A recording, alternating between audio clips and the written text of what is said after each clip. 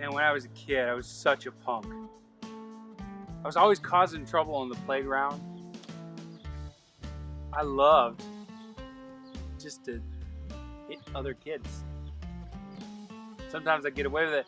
Better than that, I love to say really nasty things to them because it's easier to get away with, but even then I didn't. So whenever I was mean to somebody, I would inevitably get tattled on, and I would always have to apologize. And I always gave that same sorry kind of apology. I wasn't really sorry. I didn't care.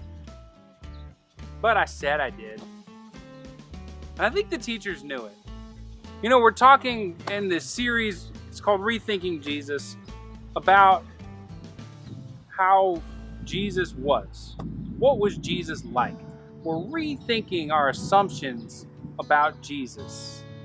And it seems to me like Jesus cared more about why you do something than he cares about what you do.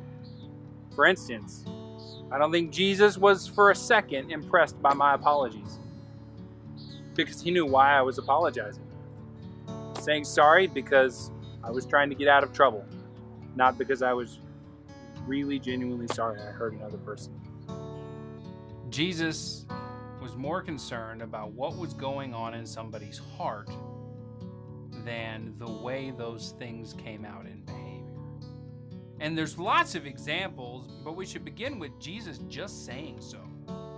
In Luke 6:45, Jesus says, "The good man out of the good treasure of his heart brings forth what is good, and the evil man out of the evil treasure brings forth what is evil, for his mouth speaks from that which fills his heart." Luke 6:45. And then, as an example, consider the Sermon on the Mount. 6 times Jesus said something like, "You've heard it said, blah, blah, blah, but I say to you, blah, blah, blah." And every time he raises the bar on what sin really is, and every time he talks about what's going on in the heart. And he talks about it like the problem in the heart is just as bad as the sinful behavior that it brings about. So when he talks about murder, he says, "You've heard it said, do not commit murder." And then later he says, "But I say to you, anyone who's angry with his brother, who calls him fool, who calls him good for nothing, they've committed a sin in their heart." Or when he talks about adultery, "You've heard it said, do not commit adultery, but I say to you, anyone who looks at a woman lustfully has committed adultery with her in his heart." And then he talks about love. He says, "You've heard it said, love your friends. But," and I'm paraphrasing here, "that doesn't make you a loving person. Everybody loves their friends. If you want to be a loving person, look at your heart. Love your enemy. Pray for those who persecute you. Bless those who spitefully use you." And then in the same sermon, he talks about giving and prayer in the very next chapter, Matthew chapter 6. Giving is supposed to be done in secret. Prayer is supposed to be done in secret. Because the person who does those things in secret is doing it for God to see them, rather than for people to see them. It's a motivation of the heart. See, Jesus doesn't want us to give so that other people will see. He doesn't want us to pray so that other people will see. He cares about why we give and why we pray more than he cares about whether we give or whether we pray. He tells the woman at the well in John chapter 4 that true worshipers will worship God in spirit and in truth. That's the kind of worshiper that God is seeking.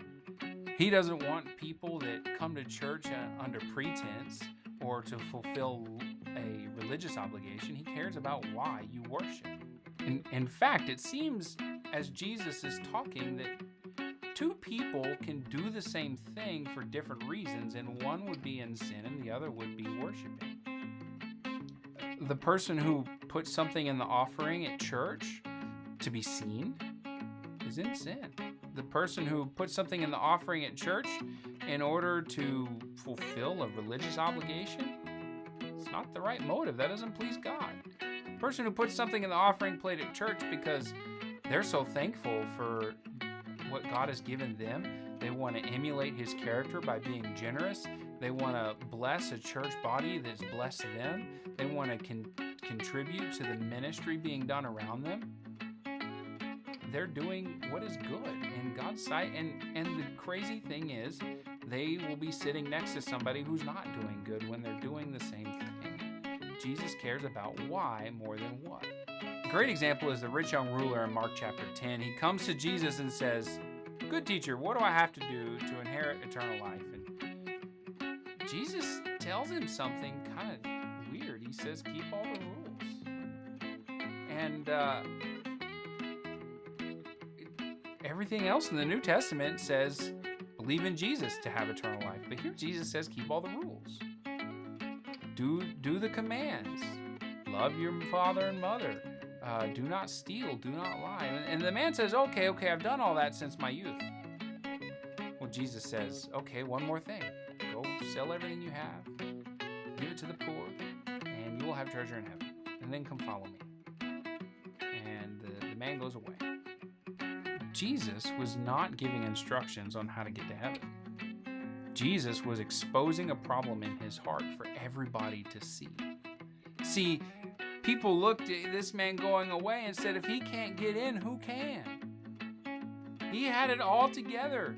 He was doing all the right things. The question of what was great in his life. The question of why was not. And it's funny, you'll notice that when Jesus gives the commands the man's supposed to follow, he's only giving commands about how to treat other people.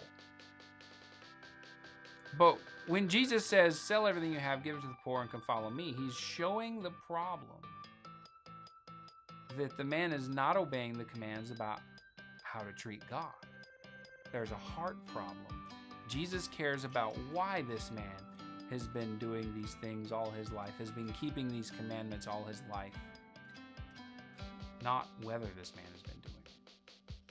So at the end of one of these videos, normally the question we ask is, what have we got to do to be more like Jesus? But this was a little different.